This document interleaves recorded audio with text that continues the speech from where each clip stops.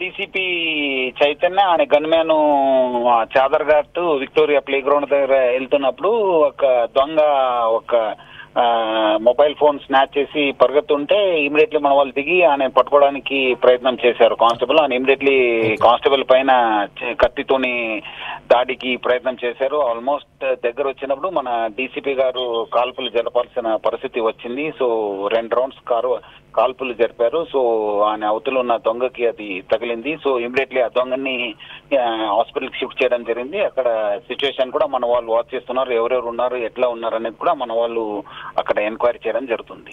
Sir, అసలు కాల్పులు జరపాల్సిన పరిస్థితి ఎప్పుడు వస్తుంది? ఎలాంటి సందర్భాల్లో పోలీసులు కాల్పులు జరపవచ్చు? ఇప్పుడు ఆల్మోస్ట్ ఇప్పుడు ఈ పరిస్థితి చూస్తే మన కత్తితోని ఆల్మోస్ట్ ఆ ఒఫెండర్ మా కానిస్టేబుల్ పైన వచ్చేసారు. ఇంకా ఆల్మోస్ట్ తగిలినప్పుడు ఇంకా తగులుతున్నప్పుడు ఇమీడియట్లీ మన DCP presence of mind use చేసుకుని సెల్ఫ్ డిఫెన్స్ గా అక్కడ మనకు ఫైర్ చేయాల్సిన పరిస్థితి వచ్చింది. సో ఇప్పుడు లీగల్ గా ప్రొసీజర్స్ ఎట్లుంటాయి సార్? ఇప్పుడు పట్టపగలు ఇంకా ఈ పరిస్థితి ఇప్పుడు మనం ఫస్ట్ అక్కడ సిచ్యువేషన్ ని చూసుకున్న తర్వాత దెన్ విల్ డిసైడ్ ఎట్లా ఏమనేది మనం చూసుకుని మనకి చెప్తాం. ఎంతమంది ఉన్నారు సార్ పోలీసులు, మన డిపార్ట్మెంట్ సంబంధించిన వాళ్ళు ఎంతమంది ఉన్నారు ఆ సందర్భంలో?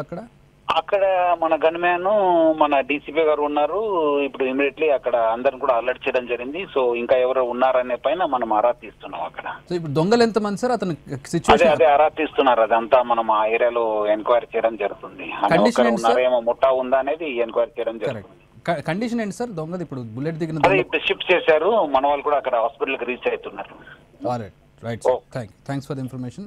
అదే మన డీసీపీ చైతన్య అనే గన్మ్యాన్ చాదర్ ఘాట్ విక్టోరియా ప్లే గ్రౌండ్ దగ్గర వెళ్తున్నప్పుడు ఒక దొంగ ఒక మొబైల్ ఫోన్ స్నాచ్ చేసి పరిగెత్తుంటే ఇమీడియట్లీ మన వాళ్ళు దిగి ఆయన పట్టుకోవడానికి ప్రయత్నం చేశారు కానిస్టేబుల్. ఆయన ఇమీడియట్లీ కానిస్టేబుల్ పైన కత్తితోని దాడికి ప్రయత్నం చేశారు. ఆల్మోస్ట్ దగ్గర వచ్చినప్పుడు మన డీసీపీ గారు కాల్పులు జరపాల్సిన పరిస్థితి వచ్చింది. సో 2 రౌండ్స్ కాల్పులు జరిపారు. సో ఆయన అవతల ఉన్న దొంగకి అది తగిలింది. సో ఇమీడియట్లీ ఆ దొంగని హాస్పిటల్కి షిఫ్ట్ చేయడం జరిగింది. అక్కడ సిచ్యువేషన్ కూడా మన వాళ్ళు వాచ్ చేస్తున్నారు, ఎవరెవరు ఉన్నారు, ఎట్లా ఉన్నారు అనేది కూడా మన వాళ్ళు అక్కడ ఎంక్వైరీ చేయడం జరుగుతుంది.